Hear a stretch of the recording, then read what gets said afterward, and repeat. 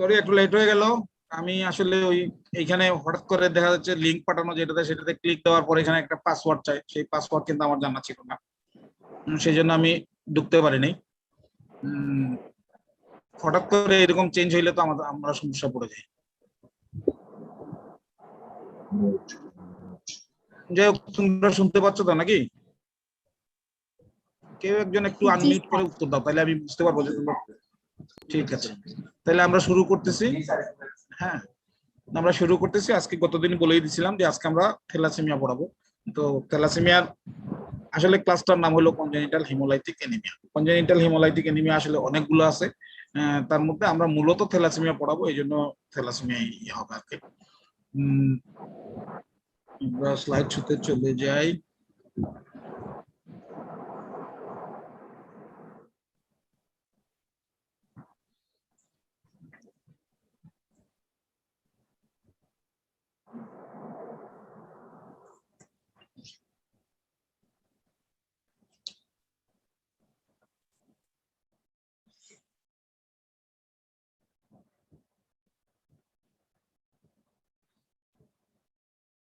Common congenital hemolytic anaemia, স্লাইডগুলো একটু সাইডে বড় হয়ে গেছে।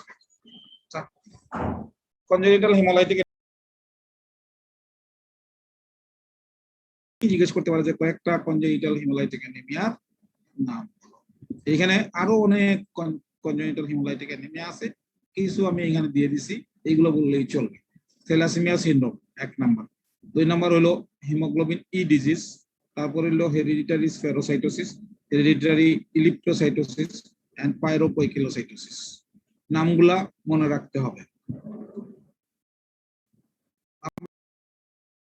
তো থ্যালাসেমিয়া সিনড্রোম এর মধ্যে ওভার বিটা থ্যালাসেমিয়া যেটা সেটাই পড়বো, কিন্তু নামগুলো মানে কয়েকটা কমন কনজেনিটাল হিমোলাইটিক অ্যানিমিয়ার নাম বলে যাবে, তোমরা এটা বলতে পারো, এই জন্য এই স্লাইড মনে রাখতে হবে। তারপর আমি যেরকম বলছিলাম সেটাই, আমরা থ্যালাসেমিয়াতে চলে যাচ্ছি। Thalassemia syndrome. থ্যালাসেমিয়া সিনড্রোম হচ্ছে, thalassemia syndromes are characterized by varying degrees of ineffective hematopoiesis, অর্থাৎ হিমাটোপয়েসিসটা ঠিক মতো হয় না, and increased hemolysis। Ineffective hematopoiesis and increased hemolysis, এই দুইটা যদি থাকে সেটার নাম হচ্ছে থ্যালাসেমিয়া। এইখানে থ্যালাসেমিয়ার বিভিন্ন ধরনের সিনড্রোম, যেহেতু বুঝতেই পারতেছে অনেকগুলো ডিজিজ আছে। ক্লিনিক্যাল সিনড্রোমস আর divided into alpha and beta thalassaemia. প্রত্যেকটারই আবার ক্লাসিফিকেশন আছে, each with varying number of their respective globin genes. মূল সমস্যাটা গ্লোবিন জিনে হয়, আমরা একটু পরেই বলবো। সেই গ্লোবিন জিনের সমস্যার উপর নির্ভর করে এইগুলোর আবার বিভিন্ন সাবটাইপস আছে।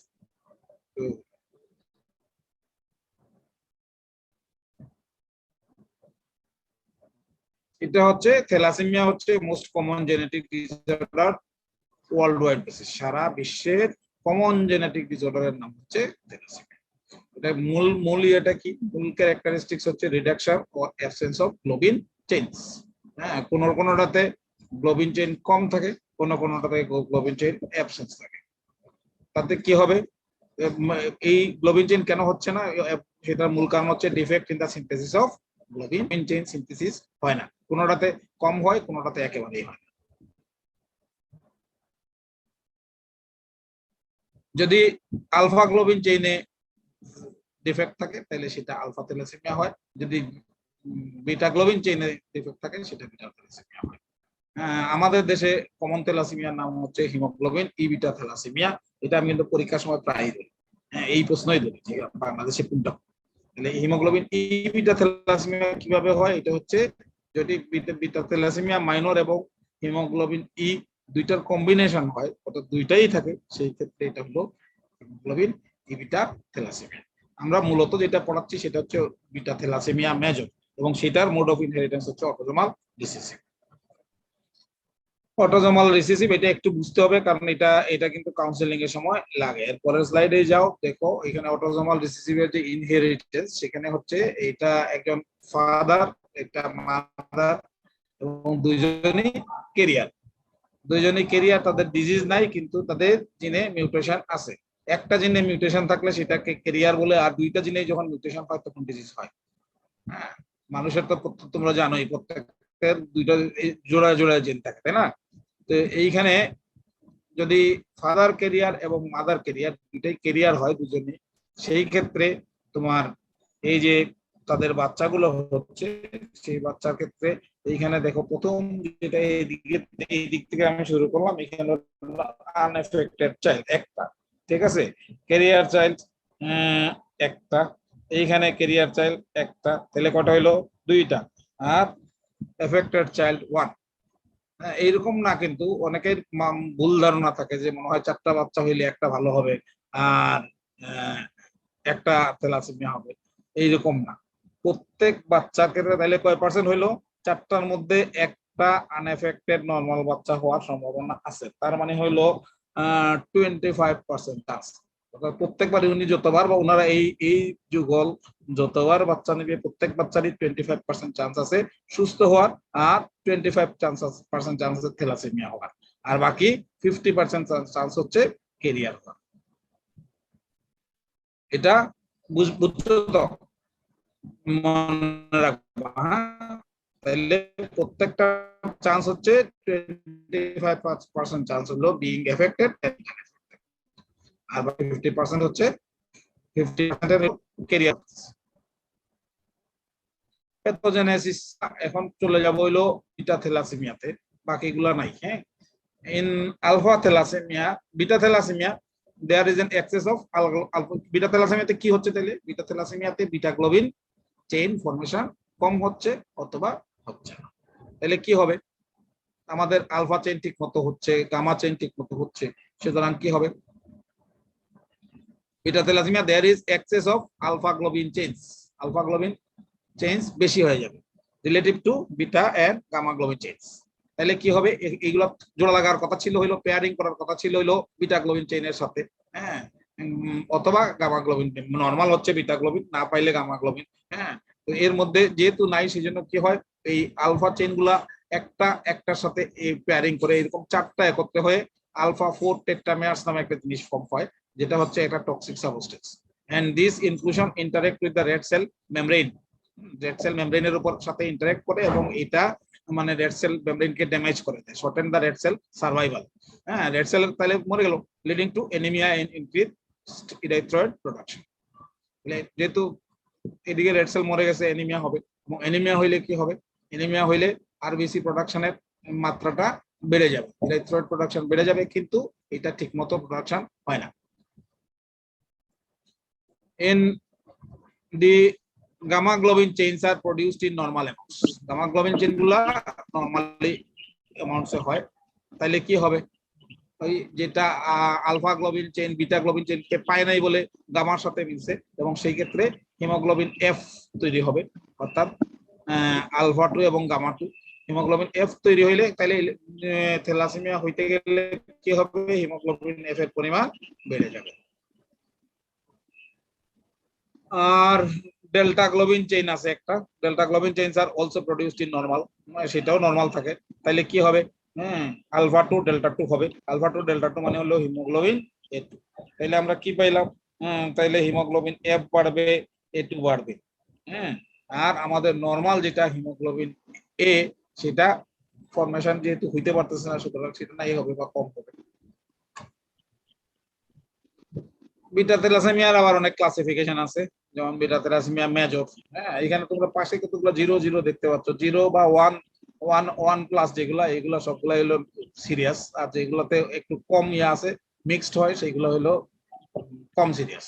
তাহলে বিটা থ্যালাসেমিয়া মেজর আছে, বিটা থ্যালাসেমিয়া ইন্টারমিডিয়েট আছে, বিটা থ্যালাসেমিয়া মাইনর আছে, এবং বিটা থ্যালাসেমিয়া ট্রেট আছে। এই মাইনর এবং মাইনরদের তেমন কিছু লাগে না। হ্যাঁ, মাঝে মাঝে বড় কোনো ইনফেকশন দিলে ক্ষেত্র বিশেষে মাঝে একবার দুইবার ব্লাড ট্রান্সফিউশন লাগতে পারে। বিটা থ্যালাসেমিয়া ট্রেটরা স্বাভাবিক জীবনযাপন করে, কিন্তু তারা যদি আরেকজন ট্রেটকে বিয়ে করে, তাহলে সেই ক্ষেত্রে তাদের বাচ্চার থ্যালাসেমিয়া এফেক্টেড হওয়ার চান্স হচ্ছে 25%। এখন আসো মেজর কাকে বলে। Beta thalassemia major is defined as homozygous or doubly heterozygous thalassemia, অর্থাৎ B0 অথবা B1, which requires regular transfusion to manage clinical complications। যাদের রেগুলার ট্রান্সফিউশন লাগে থ্যালাসেমিয়ার, সেগুলো হচ্ছে বিটা থ্যালাসেমিয়া মেজর। আর একই রকম এই হোমোজাইগাস অথবা ডাবলি হেটারোজাইগাস, যাদের ব্লাড ট্রান্সফিউশন রেগুলার লাগে না, তারা হচ্ছে beta thalassemia intermedia. Beta thalassemia intermedia is defined as homozygous or doubly heterogeneous thalassemia which is not transfusion dependent. দুইটার মধ্যে মূল পার্থক্য হচ্ছে এটাতে ট্রান্সফিউশন লাগেই, এটার মধ্যে ট্রান্সফিউশন সাধারণত কম লাগে না। আমরা এখানে দেখে আসছিলাম যেটা যে বাকি যেটা কেরিয়ার বা এটাকে আমরা তো আর ডিজিজ হিসেবে করবো না, তাহলে ডিজিজের 3টা স্পেকট্রাম। একটা হচ্ছে বিটা থ্যালাসেমিয়া ট্রেট, এই ছবি নিশ্চয়ই তোমরা চিনতে পারতেছো কার। হ্যাঁ, যে এই ভদ্রলোক এই ট্রেট অবস্থায় এইরকম সফল জীবনযাপন করতেছেন এখন পর্যন্ত। হ্যাঁ, আর মাঝে ইন্টারমিডিয়েট ছবি, যেহেতু এরকম কাউকে জানি না, বা ইন্টারমিডিয়েট তো হাজার হাজার লোক আছে, সেই জন্য এটা ছবি নাই। আর এই হলো বিটা থ্যালাসেমিয়া মেজর। হ্যাঁ, দেখাই যাচ্ছে একটা অসুস্থ বাচ্চা, এটা যদি বড় করা যাইতো, আমি এরকম বড় দেখাবো তোমাদেরকে। হ্যাঁ, সেখানে এই যে এখানে হেপাটোমেগালি আছে, স্প্লেনোমেগালি আছে, হ্যাঁ, সে গ্রসলি ইমাশিয়েটেড, হ্যাঁ, আর অনেক কিছু আছে এখানে, একটু পরে এগুলো জানা যাবে। এখানে নিচে কিন্তু হিমোগ্লোবিন লেভেলের একটা দেওয়া আছে, যে দেখো বিটা থ্যালাসেমিয়া মেজর, আমি যদি সোজা হিমোগ্লোবিন টানি তাহলে 4, হ্যাঁ, ইন্টারমিডিয়েট এখানে কত দেখা যাচ্ছে 9, হ্যাঁ, কিন্তু ট্রেটে আবার হিমোগ্লোবিন মোটামুটি নরমাল থাকে। ক্লিনিক্যাল ম্যানিফেস্টেশন মানে আমরা কি দেখে থ্যালাসেমিয়া ডায়াগনোসিস করব? এই থ্যালাসেমিয়া তো আর জন্মগত রোগ, তাই না, নিয়ে আসছে বংশগতভাবে। বাচ্চাটা সিমটোমেটিক হইতে প্রথমে কি করতে, এখানে কি হয়, তাহলে হিমোলাইসিস হয়, তাহলে হিমোলাইসিস হয়ে উইকনেস বা কার্ডিয়াক ডিকম্পোজিশন এইসব ডেভেলপ করতে কম করে 6 মাস লাগে। তাহলে usually become symptomatic from progressive hemolytic anemia with profound weakness and cardiac decomposition during the second 6 month of life, অর্থাৎ 6 মাসের পরে। হ্যাঁ, সেকেন্ড 6 মান্থ মানে হলো 7 মাস থেকে 12 মাস এর মধ্যে, এই সময় সাধারণত যদি ট্রিটমেন্ট না পায়, সেই ক্ষেত্রে এটার ম্যানিফেস্টেশন গুলো হবে। Transfusion in thalassemia major are necessary in the second month of life or the second year of life, but rarely later. অর্থাৎ কোন সিভিয়ার যেগুলো আছে সেইগুলোর সেকেন্ড মান্থ অফ লাইফেও ব্লাড ট্রান্সফিউশন লাগতে পারে, আবার যেগুলো কম সিভিয়ার হ্যাঁ, কিন্তু যদি এটা থ্যালাসেমিয়া মেজর হয় তাহলে সেকেন্ড ইয়ারে ভিতরে অবশ্যই ব্লাড ট্রান্সফিউশন লাগবে। ক্লিনিক্যাল ম্যানিফেস্টেশন এতক্ষণ পর্যন্ত যা বলে আসছো, থ্যালাসেমিয়া কি হচ্ছে, কনজেনিটাল হিমোলাইটিক অ্যানিমিয়া, সুতরাং অ্যানিমিয়া তো থাকবেই, তাই না? তারপর হচ্ছে failure to thrive in early childhood, বাচ্চার গ্রোথ ঠিক মতো হয় না, গ্রোথ রিটার্ডেশন হয়, ফেলিউর টু থ্রাইভ হয়, delayed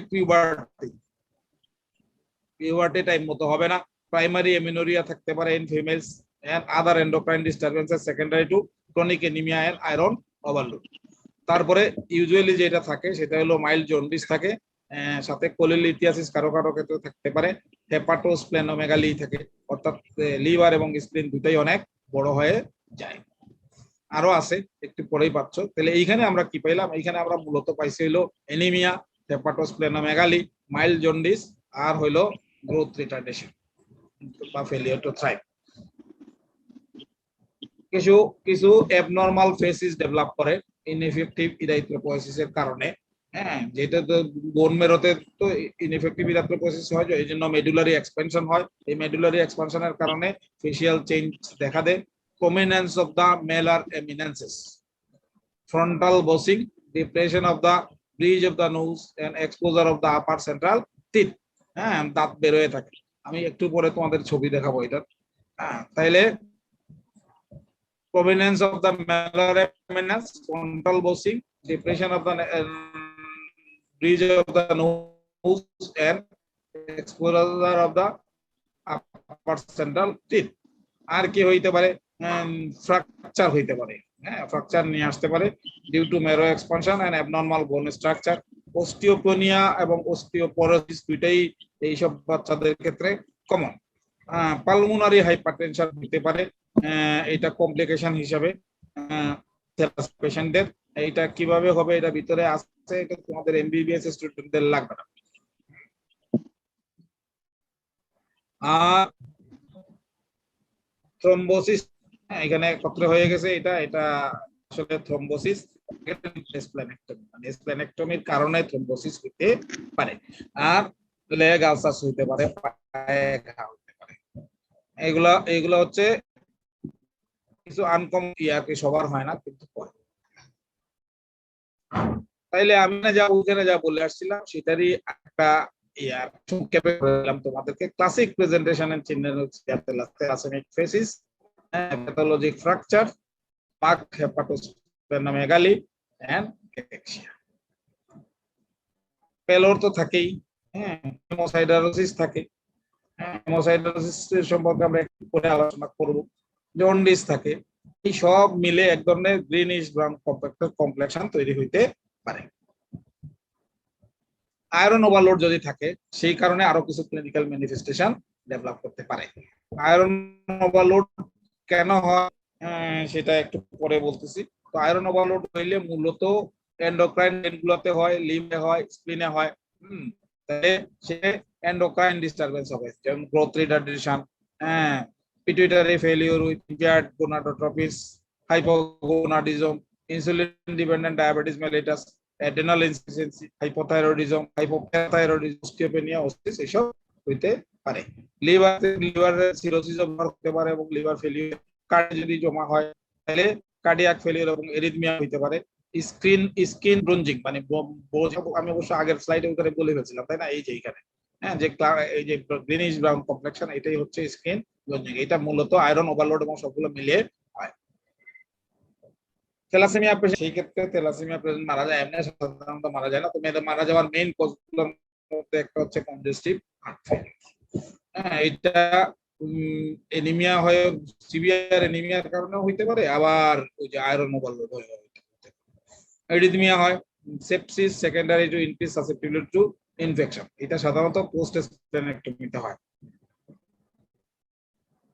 R multi organ failure due to haemochromatosis, এটা মোটামুটি জানা লাগবে। আমার এখানে কিছু postgraduate arrhythmia, secondary to increase susceptibility to infection, আর হচ্ছে মাল্টিপল অর্গান ফেলিউর। এটা আমরা বাংলাদেশিরা তো খুব ওইভাবে করি না, মানে আসলে এই বাচ্চাগুলোর চোখ দেখে দেওয়া উচিত ছিল। যাই হোক, তোমরা নিশ্চয়ই এগুলোকে চিনো না, সুতরাং অসুবিধা নেই। হ্যাঁ, এইগুলো আমাদের ওয়ার্ডের থ্যালাসেমিয়া পেশেন্ট, আমাদের ওয়ার্ডের থ্যালাসেমিয়া পেশেন্ট। আমি ছবিটা ছবি অবশ্য তার পারমিশন নিয়ে তুলছিলাম। এই বাচ্চা এখনো বেঁচে আছে কিনা আমি জানি না, এটা অনেক আগের তোলা, সম্ভবত 13 বা 14 সালের, বা আরো আগেরও হইতে পারে। তো এটা আমাদের ওয়ার্ডেরই রোগী ছিল। এর এখানে ওই যে এই যে ফেসিয়াল যে মানে থ্যালাসেমিক ফেসিস, সেটা দেখানোর জন্য এই ছবিটা ইউজ করা হয়েছে, কারণ চোখ দেখে ফেললে ভালো করে দেখা যায় না। হ্যাঁ, এইখানে এই মেনেজ গুলা খুব ভালো বোঝা যাচ্ছে না, একটু যে কালার যেটা আর কি, হ্যাঁ, গ্রেনিশ ইয়েলো কালারেশনটা আছে। এবং ওই যে দাঁত বের করে থাকে বলা হয়েছিল না, ওখানে একটু আগে পড়ার সময় দেখেন দেখো দাঁত বের হয়ে থাকছে। হ্যাঁ, নেজাল ব্রিজও ডিপ্রেস আছে। আরো ছবি আছে, আমি দেখাবো। এইটা হচ্ছে একটা টিপিক্যাল ট্রিটমেন্ট। ওই বাচ্চা কিন্তু ইরেগুলার ট্রিটমেন্টে ছিল, এখানে যখন মাঝে মাঝে আসতো ব্লাড ট্রান্সফিউশন দিত। হ্যাঁ, আমার এই মুহূর্তে তার নাম মনে নাই। এই বাচ্চা, এটা হলো ইন্টারনেট থেকে নেওয়া। হ্যাঁ, এইখানে দেখো একদম পুরা সবগুলো আছে, এই যে ফ্রন্টাল বসিং আছে, ডিপ্রেস নেজাল ব্রিজ আছে, এই যে prominence of the zygomatic bones আছে, এবং টিথের অবস্থাও তো দেখতে পাচ্ছ। এটার নাম হচ্ছে থ্যালাসেমিক ফেসিস। এই হচ্ছে একটা গ্রোস অ্যাপিয়ারেন্স, ওইখানে যেখানে আমি অমিতাভ বচ্চনের পাশাপাশি যেটা দেখাইছিলাম, ওই এইটার কাছাকাছি এটা। হ্যাঁ, এইখানে দেখো একদম গ্রসলি ইমাসিয়েটেড, হাত পা গুলা কত চিকন হয়ে থাকছে। হ্যাঁ, কিন্তু পেটটা মোটা হয়ে থাকছে। কেন মোটা হয়ে থাকছে? এইখানে হেপাটোমেগালি আছে, স্প্লেনোমেগালি আছে, এই জন্য। এই বাচ্চাও আমাদের এখানের রোগী, এটা এখনো বেঁচে আছে। এখন অবশ্য সে অলরেডি মানে আমাদের পেডিয়াট্রিক ওয়ার্ডের এজ গ্রুপ পার হয়ে গেছে, আমাদের এখানে আসে না। এটারও সেম কন্ডিশন দেখো, এই যে দেখো হাত পা গুলা কত গ্রসলি ইমাসিয়েটেড আছে। হ্যাঁ, পেট কত বড় হয়ে থাকছে। তারও ওই ডিপ্রেস নেজাল ব্রিজ আছে। এখানে কিছু না কিছু চেঞ্জ আছে, ফটোতে তো সব বোঝা যায় না, আর কি দেখলে তোমরা ডেফিনেটলি স্যার বাপ্পি স্যারের নাম বাপ্পি। আমি জানি, আমি ইচ্ছে করে বলি নাই।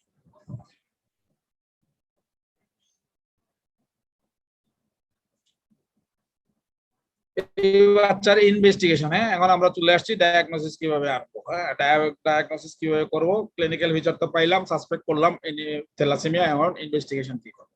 কিছু হিমাটোলজিক্যাল ইনভেস্টিগেশন করতে হবে। এনিমিয়া করলে মাইক্রোসাইটিক হাইপোক্রোমিক এনিমিয়া পাওয়া যাবে, হিমোগ্লোবিন লেভেল দেখলে। রেটিকুলোসাইটোসিস পাওয়া যায়, লিউকোপেনিয়া এবং থ্রম্বোসাইটোপেনিয়া পাওয়া যাইতে পারে, সব ক্ষেত্রে না, মাঝে মাঝে যদি হাইপারস্প্লেনিজম ডেভেলপ করে। ব্লাড স্মিয়ার অর্থাৎ পিবিএফ, সেখানে কি পাওয়া যাবে? Target cells, nucleated red cells, extreme anisocytosis, contracted red cells. হ্যাঁ, কন্ট্রাক্ট মানে রেড সেল গুলো ছোট হয়ে গেছে এরকম। হ্যাঁ, পলিক্রোমাসিয়া, পাংক্টেড বেজোফিলিয়া এন্ড সার্কুলেটিং নর্মোব্লাস্টস।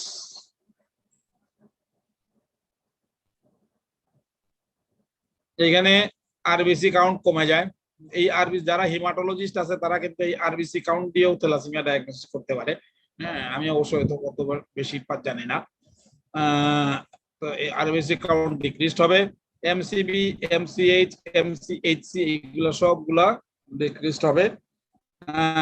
আরডিডব্লিউ এটা ইনক্রিজ করবে, কিন্তু গতদিন আমি যে তোমাদেরকে আয়রন ডেফিসিয়েন্সি এনিমিয়া পড়াইছিলাম, সেখানেও আমি বলছিলাম ইনক্রিজ হবে, এবং এটা একটা লেভেল আছে, তাই না? ওই লেভেলটা কত ছিল? 14.5। 14, এটা কিন্তু 14.5 নিচে থাকে। দেখো, এই হচ্ছে নরমাল একটা পিবিএফ এর এইগুলো হলো হোয়াইট সেলস, এগুলো নরমালি আছে, যেখানে এখানে যেরকম আছে ওইখানে ওইরকম আছে। আর এই যেগুলো দেখতে পাচ্ছ এগুলো হচ্ছে আরবিসি, এগুলো হচ্ছে নরমাল আরবিসি, এগুলো ম্যাচিউর, এগুলো ইমেচিউর। হ্যাঁ, কিন্তু এখানে ম্যাচিউর ইমেচিউর সব মিলে আছে, তাই না? হ্যাঁ, এটা যেরকম ছিল সেরকমই আছে, কিন্তু আরবিসি গুলা মেলফর্মড। হ্যাঁ, তারা এইরকম শেপ না, শেপ গুলা অন্যরকম হয়ে গেছে। হ্যাঁ, দেখলেই বোঝা যায় যে এগুলা মেলফর্মড আরবিসি। এই একই জিনিস আলাদা করে বোঝানোর জন্য, যে যখন মাইক্রোস্কোপে দেখা হয় এইরকম, হ্যাঁ, নর্মাল ব্লাডের ক্ষেত্রে আরবিসি গুলো এইরকম থাকবে, থ্যালাসেমিয়ার ক্ষেত্রে এইরকম থাকবে। হ্যাঁ, বিভিন্ন সাইজের, শেপের, বিভিন্ন ফরম্যাটে আছে, কোনটা এদিকে বাঁকা হয়ে গেছে। হ্যাঁ, কোনটা আবার নর্মালের মতো কাছাকাছি আছে, এই যে এটা নর্মাল, এটা নর্মাল। এরকম মিক্সড যদি থাকে সেটা থ্যালাসেমিয়া। কিছু বায়োকেমিস্ট্রি করা যাইতে পারে, যেমন সিরাম বিলিরুবিন, সেটা কি হবে? ইনক্রিজড হবে। এটা মূলত ইনডাইরেক্ট হাইপারবিলিরুবিনিয়া হয়। লিভারে যদি সিরোসিস ডেভেলপ করে তাহলে এভিডেন্স অফ লিভার ডিসফাংশন পাওয়া যাবে, অর্থাৎ এসজিবিটি যদি করা হয় তাহলে বেশি পাওয়া যাবে। এভিডেন্স অফ এন্ডোক্রাইন অ্যাবনরমালিটিস যেমন ডায়াবেটিস পাওয়া যেতে পারে। এইগুলা সবগুলো হচ্ছে লেট। হাইপোগোনাডিজম, হাইপোথাইরয়েডিজম, আর elevated transferrin saturation and ferritin levels. এটা অনেক সময় আমরা এটা দেওয়ার মূল উদ্দেশ্য হচ্ছে যে এটা আমরা ওই যে আয়রন ডেফিসিয়েন্সি থেকে থ্যালাসেমিয়াকে আলাদা করার সময় অনেক সময় এগুলো করি, এই যে ট্রান্সফেরিন এবং ফেরিটিন লেভেল এগুলো দেখা হয়। এটা কি হবে? তাহলে এই দুইটা বাড়তে থাকবে। এই ইনভেস্টিগেশন আগে এক সময় করা হতো থ্যালাসেমিয়া ডায়াগনোসিসের জন্য, স্কাল বোনের এক্সরে। এখন আর এই যুগে এসে এগুলো আর করাটা হয় না। তবে আমরা যখন স্টুডেন্ট ছিলাম তখন আমাদেরকে এগুলো পড়তে হয়েছিল, আমি এখানে দিয়ে দিচ্ছি। তো এখানে কি হয়? ওয়াইডেনিং অফ দা, এরপরে এই ফাইন্ডিংটা লেখা আছে, এই যে widening of the medulla, thinning of the cortex, prominent trabeculation, hair on end appearance. এগুলা এই ছবিতে খুব ভালো কি বুঝে যাবে, এইদিকে দেখলে দেখা যাচ্ছে। এই যে দেখো এখানে মেডুলাটা কি হয়েছে? ওয়াইড হয়ে গেছে, একটা একটার সাথে লেগে না থেকে মাঝখানে অনেক গ্যাপ বেড়ে গেছে। আর হেয়ার অন এন্ড অ্যাপিয়ারেন্স হচ্ছে এই দেখুন, এই যে এইগুলো উঠে গেছে, এটাকে বলে। এগুলো অবশ্য তোমাদের এমবিবিএস এখন আর লাগবে না, পোস্ট গ্রাজুয়েশনে কারো কারো লাগতেও পারে, কেউ যদি দিতে চায়, কারণ এটা তো আর এটা আগের যুগের টিচাররা এইসব ধরতো।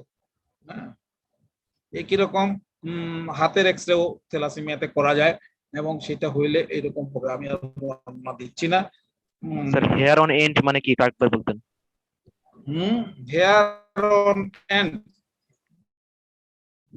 হেয়ার অন এন্ড হলো এই যে প্রমিনেন্ট ট্রাবেকুলেশনের জন্য তৈরি হয়, মনে হয় একটা চুলের মতো উঠে গেছে। এটা আসলে ওই এক্সরে দেখলে তোমাদেরকে হয়তো বলতে পারতাম।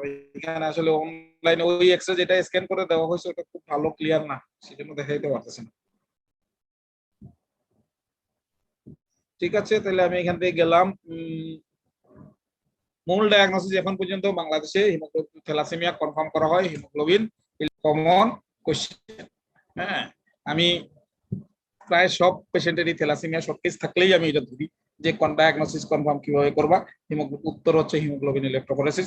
এরপরেই আমি যেটা ধরি সেটা হলো যে কোনো একটা, হয় বিটা থ্যালাসেমিয়া মেজর অথবা হিমোগ্লোবিন ই বিটা থ্যালাসেমিয়া, যে কোনো একটা।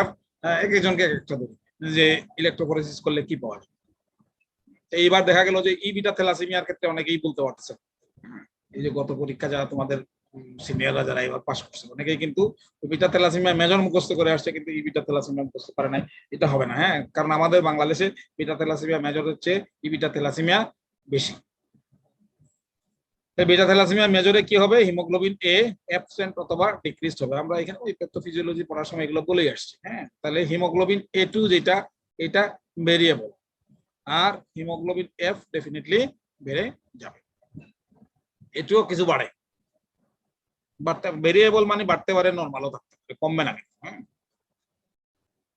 হিমোগ্লোবিন ইটেটে কি হবে এগুলো তোমরা দেখে নিও। ইটেটে হিমোগ্লোবিন ই আছে 20 to 35%। এখন এই দুইটার মিক্সড যদি হয় হিমোগ্লোবিন ই বিটা থ্যালাসেমিয়া, এখানে কি হবে? হিমোগ্লোবিন এ ডিক্রিজড, এখানে কিন্তু অ্যাবসেন্ট নাই। Haemoglobin A2 increased. আর ট্রিটমেন্ট কি? থ্যালাসেমিয়া ট্রিটমেন্টের অনেকগুলো অপশন আছে। এইগুলো মূলত নাম অবস্থায় আছে। আমাদের দেশে ওই উপরে 1 নাম্বার যেটা আছে সেটাই ট্রিটমেন্ট, আর বাকিগুলা আমাদের দেশে অ্যাভেলেবল না।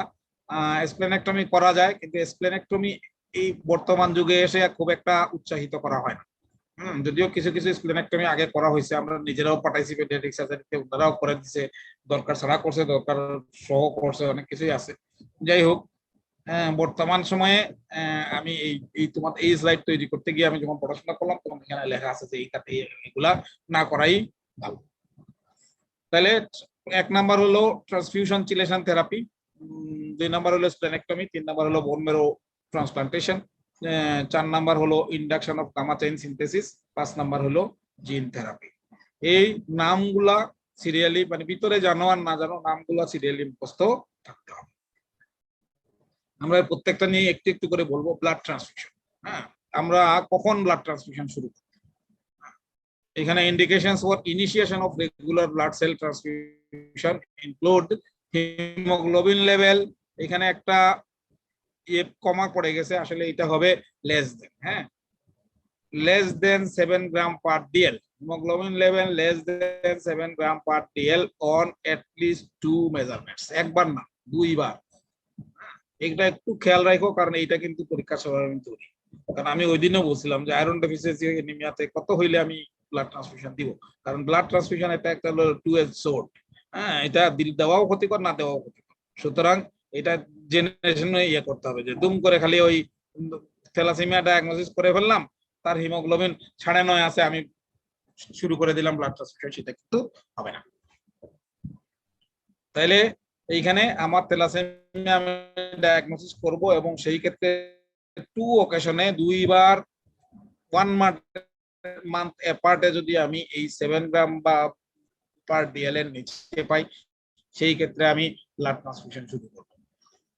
আরো আছে ইন্ডিকেশন, এগুলোর এইটা ছাড়া এটাই হলো মেইন ইন্ডিকেশন। এর বাইরে পুয়ার গ্রোথ, যে বাচ্চা একেবারে বড় হচ্ছে না, ফেশিয়াল প্রমিনেন্স গুলো দেখা দিচ্ছে, বোন চেঞ্জ, হ্যাঁ, ফ্র্যাকচার হয়ে গেছে, আদার ডেভেলপমেন্ট অফ আদার কমপ্লিকেশন, যেমন ধরো ওইখানে আমি বলছিলাম পালমোনারি হাইপারটেনশন হতে পারে, এক্সট্রামেডুলারি হিমোপোয়েসিস হচ্ছে, এইগুলো ফিচার যদি এভিডেন্স হয়ে যায় যে আমার সামনে মনে হচ্ছে যে না এই বাচ্চার ব্লাড লাগবেই, তখন এগুলো থাকলেও ব্লাড দেওয়া যাবে। তবে এইটা তোমাদেরকে মনে রাখতে হবে, 7 gram per dL on at least 2 measurements.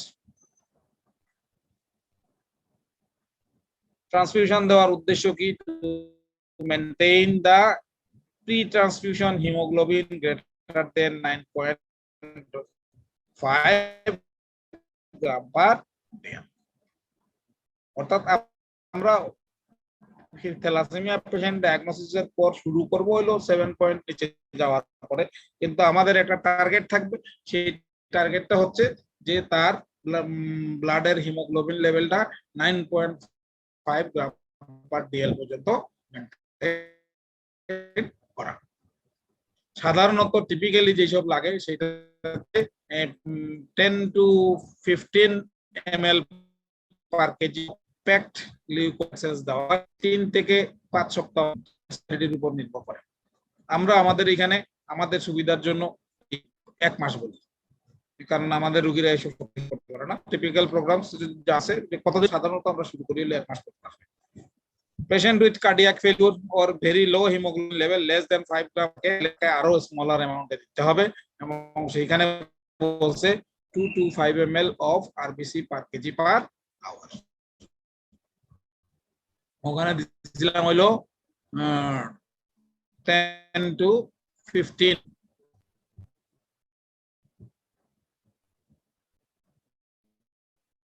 Overload কে হয়, একটা হচ্ছে এই যে আমরা বারবার ট্রান্সফিউশন দিচ্ছি, সেখানে আরবিসি ঢুকতেছে, আরবিসির সাথে আয়রন ঢুকতেছে, সেই জন্য অনগোয়িং ট্রান্সফিউশন থেরাপির জন্য হয়।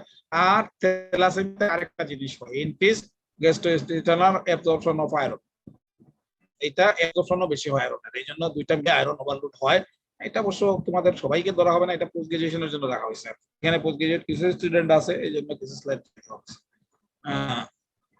এই আয়রন ওভারলোড হচ্ছে কিনা এটা দেখার জন্য কিছু টেস্ট আছে, এর মধ্যে একটা প্রধানতম যেটা দেখা হয় সেটা হলো সিরাম ফেরিটিন লেভেল, এছাড়াও দেখা যায় লিভার আয়রন কনসেন্ট্রেশন এলআইসি, হ্যাঁ, এটা বিভিন্ন ভাবে করা যায়, ধরো এমআরআই করে করা যায়, তারপরে এটাও করা যায়, এটাও এমআরআই করে করতে হয়। তো তোমাদের খালি নামগুলো মনে রাখলেই হবে, তাহলে serum ferritin level, liver iron concentration, cardiac iron level, এইগুলা করা যাইতে পারে মনিটরিং অফ আয়রন ওভারলোড দেখার জন্য। তো কখন আমরা এটা চিলেশন থেরাপি কেন দেওয়া হয়, এটা এমবিবিএস দের খুব একটা লাগবে না, যারা ধরতে পারে। To bind and detoxify free extracellular iron.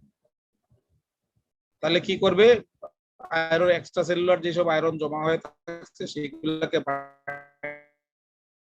করবে এবং detoxify to maintain safe level of body iron burden. Previous iron loading organ dysfunction, prevent new iron loading. Chelation therapy দেওয়া হয় সাধারণত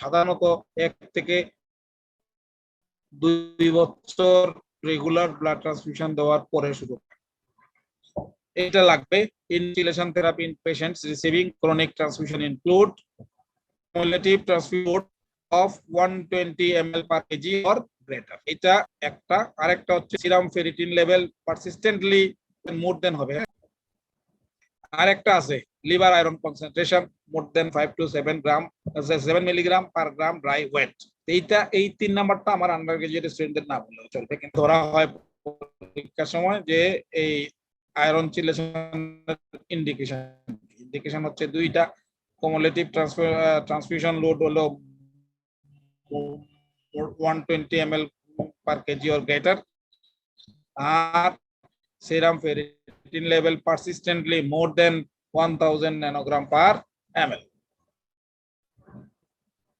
চিলেটিং এজেন্ট বাজারে কি কি পাওয়া যায় এটাও পরীক্ষার সময় ধরা হয় একটা হলো ডেসফেরক্সামিন একটা হলো ডিফেরিপ্রন আর একটা হলো ডিফেরাসিরক্স এই দুইটা ইনজেকশন বা পাম্পের মাধ্যমে দিতে হয় এই দুইটা ওরালি পাওয়া যায় এটা একটা ফটো যেখানে ওই যে পাম্পের মাধ্যমে চিলেশন থেরাপি দেওয়া হচ্ছে অর্থাৎ ডেসফেরক্সামিন দেওয়া হচ্ছে স্প্লেনেক্টমি সম্পর্কে আমি বেশি কিছু বলবো না কারণ বুঝলামই তো যে স্প্লেনেক্টমি এখন আর করা হয় না হ্যাঁ তো কখন করা হয় যদি এটা মানে পুরনো টিচারটা কেউ ফোন তাহলে ধরতে পারে সেটা হলো একটা হচ্ছে সিভিয়ার লিউকোপেনিয়া অথবা থ্রম্বোসাইটোপেনিয়া ডিউ টু হাইপারস্প্লেনিজম অর্থাৎ হাইপারস্প্লেনিজম ডেভেলপ করে গেলে যদি লিউকোপেনিয়া সিভিয়ার হয়ে যায় অথবা সিভিয়ার থ্রম্বোসাইটোপেনিয়া হয় সেই ক্ষেত্রে স্প্লেনেক্টমির ইন্ডিকেশন ছিল আগে হ্যাঁ patients with very high annual packed red blood cells requirements অর্থাৎ মোর দেন 250 ml per kg per year যদি লাগে সেই ক্ষেত্রে এটা করা যেতে পারে increasing iron store despite good chelation therapy দেওয়া হচ্ছে ঠিকমতো কিন্তু তারপরেও তার আয়রন স্টোর বাড়তেছে অর্থাৎ আনকন্ট্রোলড আয়রন ওভারলোড যদি হয় সেই ক্ষেত্রে করা যেতে পারে এইটা এখন আর বইয়ে নাই আমরা এক সময় পড়ছিলাম splenic enlargement leading to upper quadrant pain early satiety or and possibility of splenic rupture in massive splenomegaly এটা এবার আমি আর পাই নাই আমার আগের স্লাইডে ছিল এই জন্য রয়ে গেছে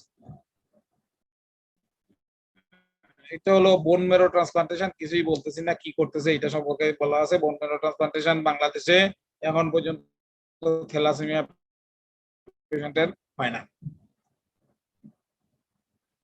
induction of gamma chain synthesis কিছু ড্রাগ ইউজ করা হয় হাইড্রোক্সিউরিয়া সময় শেষ হয়ে গেছে কিন্তু আমি কাজ করতে পারি না আজকে লেট হয়ে গেছে hydroxyurea recombinant human erythropoietin butyric acid analogue যারা ভালো তারা মনে রাখবা কারণ পরীক্ষার সময় এই এগুলো আসলে কেউ কেউ এগুলো সহ লেখলে স্বাভাবিকভাবে কেউ যদি এগুলো সহ লেখে তখন কিন্তু তার মার্ক বেড়ে যায় এমআরএনএ এর বেশি আর কিছু আমি বলবো না এটা মাত্র শুরু হয়েছে এখন পর্যন্ত খুব বেশি ডেভেলপ হয় নাই ভবিষ্যতে হয়তো হবে এবং এইটাই এক সময় মেইন ট্রিটমেন্ট হবে সাপোর্টিভ কেয়ার এই পেশেন্টদের থ্যালাসেমিয়া পেশেন্টদের ফলিক অ্যাসিড দেওয়া হয় 1 মিলিগ্রাম ডেইলি ওরালি হ্যাঁ এইখানে কিন্তু আমরা সব পেশেন্টকেই দেই হ্যাঁ কিন্তু বইতে যেটা লেখা আছে সেটা হচ্ছে যারা রেগুলার ব্লাড ট্রান্সফিউশনটা নেন তাদের জন্য এটা যারা রেগুলার ব্লাড ট্রান্সফিউশন নেন তাদের ফলিক অ্যাসিডের দরকার নাই হ্যাঁ hepatitis A and B vaccination করে নিতে হবে যেহেতু এদেরকে রেগুলার ব্লাড ট্রান্সফিউশন দেওয়া হচ্ছে আর একটা হচ্ছে এখানে অনেক লম্বা ছিল আমি একটা যখন যেটা হবে সেটা ম্যানেজমেন্ট করতে হবে এইটা একটা ইম্পর্টেন্ট জিনিস অল্প সময় আমি শেষ করব এইটা গতবার রিটেনে দেওয়া হয়েছিল আমি দিছিলাম কোশ্চেনটা তোমাদের কেউ 30% হবে 30% খুব ভালো লাগছে আর বাকিরা যা ইচ্ছে তা মনের মাধুরী মিশিয়ে লিখে দিয়েছে তুমি পারতেছো এক দিয়ে রাখছি যেখানে দেওয়ার কথা হলো 2.5 এর মতো এইটা যেহেতু তোমাদের মাঝখানে হয়তো আরেকটা পরীক্ষা হয়ে যাবে মেইন পরীক্ষা যখন হবে তখন আবারও আসতে পারে এটা বর্তমান অবস্থায় বাংলাদেশে যে থ্যালাসেমিয়ার কন্ডিশন আছে তাতে আমাদের জন্য এটা খুব important prevention and control of thalassemia কি করা যেতে পারে হ্যাঁ একটা হচ্ছে ক্রিয়েটিং অ্যাওয়ারনেস ক্রিয়েট করতে হবে, ক্যারিয়ার স্ক্রিনিং করতে হবে, জেনেটিক কাউন্সেলিং করতে হবে এবং প্রিনেটাল ডায়াগনোসিস করতে হবে। এই 4টা হেডলাইন থাকতে হবে। 4টা হেডলাইন লিখে তারপরে ভিতরে যাই লেখো, অনেক সময় তো আমরা ভিতরে খুব করি না, কিন্তু দেখা গেছে হেডলাইন এগুলো আশেপাশেও নাই। 70% স্টুডেন্ট গতবার যারা এই খাতাগুলো আমি কাটছি একটা হাফের অর্থাৎ ফার্স্ট হাফের শিখতে পারে। এটা অবশ্য ভাইভাতে ধরা হয় না, এটা রিটেনেরই কোশ্চেন। অ্যাওয়ারনেস ক্রিয়েট করার বিভিন্ন পদ্ধতি আছে। Awareness of thalassemia to general population should be increased. Thalassemia day একটা আছে, পালন করা হয়।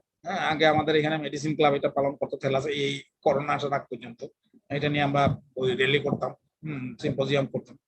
তো এটা অবশ্য এখনো বা সারা বাংলাদেশে হয়, শুধু করোনার কারণে হচ্ছে না। আর বাকি শুধু এইটুক করে কিন্তু আসলে কোনো লাভ হয় না, আরো বেশি করতে হবে।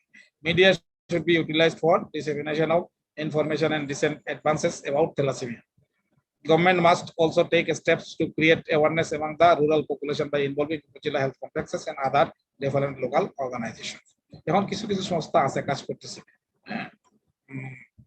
আমি নিজেও একটাতে কাজ করি, ঢাকার একটা সংস্থা আছে, এটা বেসরকারি সংগঠন, থ্যালাসেমিয়া প্রিভেনশন অফ বাংলাদেশ নাম। ক্যারিয়ার স্ক্রিনিং কিভাবে করা যেতে পারে? এক হলো রেড সেল ইন্ডিসেস দেখা যেতে হবে। রেড সেল ইন্ডিসেস এর মধ্যে কি হবে? থ্যালাসেমিয়া ট্রেট এবং ক্যারিয়ার যদি হয় তাহলে তারপর এমসিবি এবং এমসিএইচ কম থাকবে। কিন্তু ওইখানে দেখো, ওইখানে থ্যালাসেমিয়া মেজর যেটা, সেটার ক্ষেত্রে কিন্তু এমসিএইচসি আমরা বলে আসছিলাম কমে যাবে, এখানে কিন্তু এমসিএইচসি হচ্ছে নরমাল। তাহলে এটা হলো ক্যারিয়ার, যারা ট্রেট এবং ক্যারিয়ার তাদের এমসিবি এমসিএইচসি কম থাকবে, কিন্তু এমসিএইচ কম থাকবে, কিন্তু এমসিএইচসি নরমাল থাকবে। নেস্টফট এটা একটা টেস্টের নাম, naked eye single tube red cell osmotic fragility test. এটা একটা চিপ এবং সেন্সিটিভ স্ক্রিনিং প্রসিডিউর,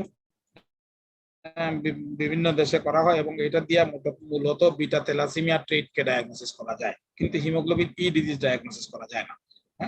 হিমোগ্লোবিন ই ট্রেট ডায়াগনোসিস করার জন্য ডিসিআইপি একটা টেস্ট নামে একটা টেস্ট আছে, আর আই ইমিউন ইলেকট্রোফোকাসিং। এটা হচ্ছে gold standard for haemoglobin E career.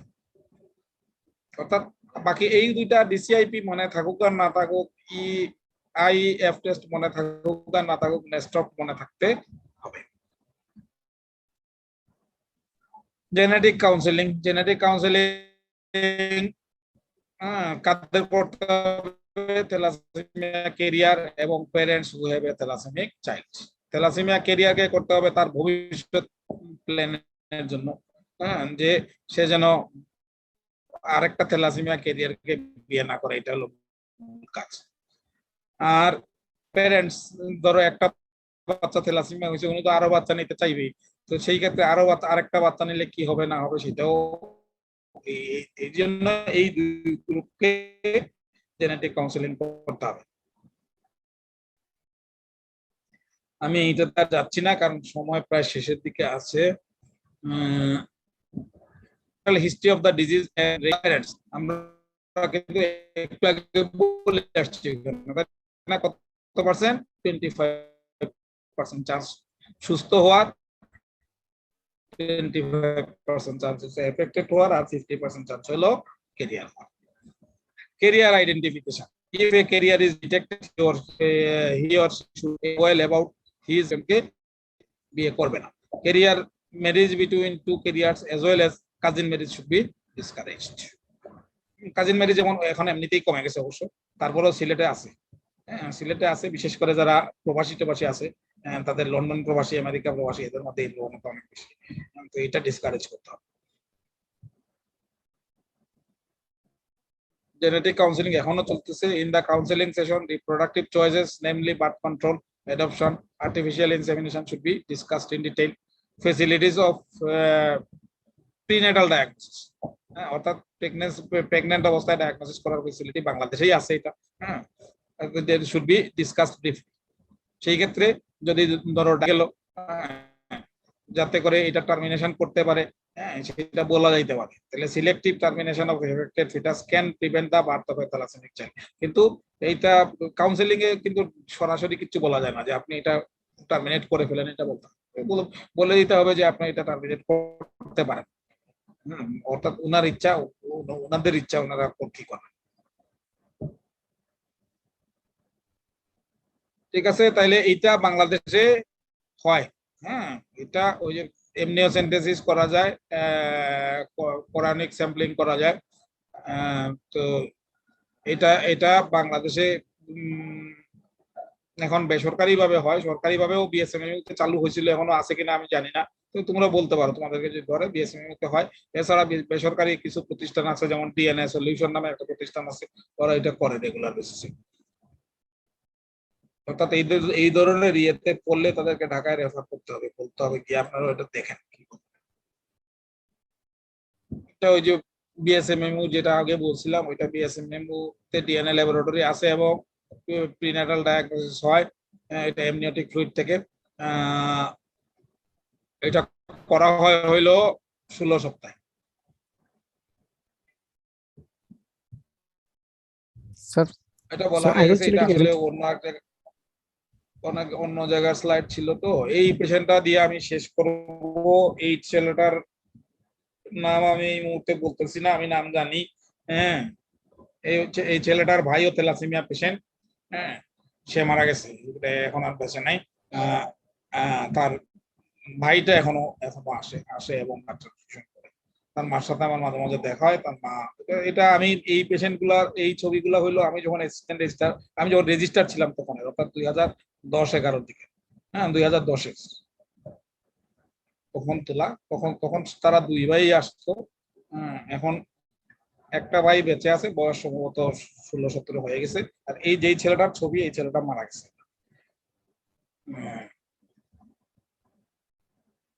ওনার এই মহিলার মানে ওর মার 3টা বাচ্চার মধ্যে একটা সে মারা গেছে। এটা এটা এটা তার বুঝতেই পারতেছে, সে ডিজিজ ছিল। তার ভাইটাও ডিজিজ, আর তার একটা বোন আছে, সেটা হলো ক্যারিয়ার। এবং বোনের রিসেন্টলি বাচ্চা হয়েছে, ওই বাচ্চা নিয়েও ওর মা আমার কাছে আসছে যে ওটার হিমোগ্লোবিন ইলেকট্রোফোরেসিস করাবে কিনা। আমি অ্যাডভাইস করে দিচ্ছি, যদিও বলে দিচ্ছি যে এখন না, কারণ এখন মাত্র আসছে হলো নিওনেটাল পিরিয়ডে, মনে হয় মাস 2 আগে আসছে নিওনেটাল পিরিয়ডে। তো নিওনেটাল পিরিয়ডে করলে হবে না। হিমোগ্লোবিন ইলেকট্রোফোরেসিস সাধারণত 6 মাস বয়স পার হওয়ার পরে করতে হয়। এটা আমি বলে দিছি যে ঠিক আছে আপনার এটা করতে হবে, কিন্তু এখনই করার দরকার নাই, পরে করবেন। কিন্তু আমি জিজ্ঞেস করছিলাম যে আপনার মেয়েকে যে বিয়ে দিলেন, সেক্ষেত্রে মেয়ের জামাই ক্যারিয়ার কিনা সেটা টেস্ট করছিলেন? বলেন না স্যার, এগুলো কি বাংলাদেশে সম্ভব? হ্যাঁ, ওনার উত্তর ছিল এটা। আমাদের ইয়ে হচ্ছে যে আমরা ভবিষ্যতে থ্যালাসেমিয়া নিয়ে এই পরিস্থিতি তৈরি করতে হবে যাতে করে এটা সম্ভব হয়।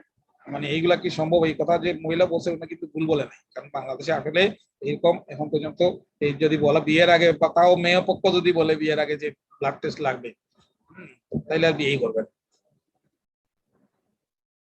সুতরাং এই যে আমাদের প্রোগ্রাম যেগুলা অ্যাওয়ারনেস ক্রিয়েট করে, এটা তৈরি করতে হবে যে যেহেতু আমার মেয়ে থ্যালাসেমিয়া ক্যারিয়ার, সুতরাং বিয়ের মানে যে বিয়ের প্রস্তাবগুলো আসবে সেগুলোর ক্ষেত্রে যাতে এই থ্যালাসেমিয়া ক্যারিয়ার কিনা হাজবেন্ড, এই হবুর জামাই যাতে ক্যারিয়ার না হয় সেটা ইয়ে করতে হবে। উনি যদি ওইটা আগে করে ফেলতো তাইলে এই যে নতুন বাচ্চা নিয়ে আসছে তার কিন্তু করতে হইতো না। যাই হোক, আমরা মোটামুটি টাইমও শেষ, মনে হয় 1 মিনিট আরো বেশি হয়ে গেছে। আজকে আর বাড়তি প্রশ্ন কোনো এলাও করার সুযোগ পাচ্ছি না। Thank you all.